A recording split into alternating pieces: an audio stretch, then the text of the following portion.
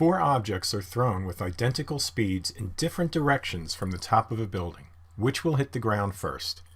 And before you go to the next slide, try and figure it out.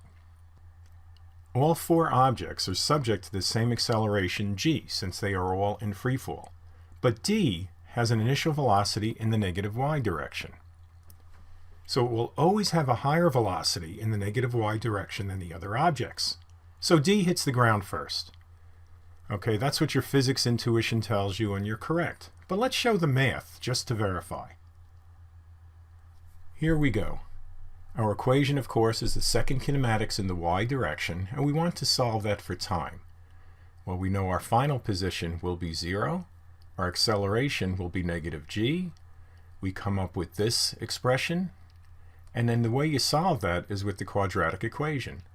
Now nowadays you'd probably just plug that into your calculator and get an answer, but that's going to be hard because we have letters here. So we're going to analyze what this expression looks like. So we'll get rid of that. And here we are. Let's first start with the radical.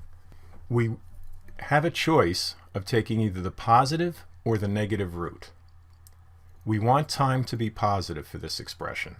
So inside the radical we have v0 squared y plus 19.6h. If h is 0, we will have a minimum value of v0y, right? Because you take the square root of v0y squared, it's v0y. If h is anything above the ground, this term will be greater than v0y. So what that means is we have to take the positive root to ensure that we get a positive value for t. So that's the first step in the analysis. Now we can look at the velocities. A and B have positive velocities. So you have a positive number here plus some number here. This will be same for all four cases. So t will be the longest for A because v0y is the largest for A.